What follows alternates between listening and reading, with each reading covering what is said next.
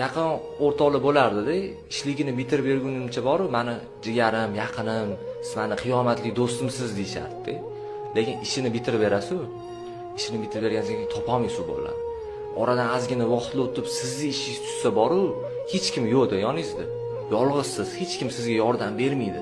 Lekin o'sha payt bitta ota-onamiz yonimizda bo'lar ekan. Har doim duoda bo'lishadi. O'shaning uchun yaqinlarga, jigarlarga maslahatim, misol ota-onalarni hech qachon xafa qilmaydi.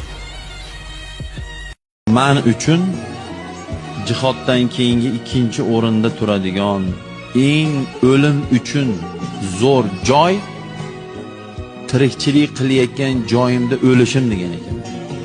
Bilib olinglar, yoshlar. Bu nima degani? Payg'ambar alayhisalom hadislari bor.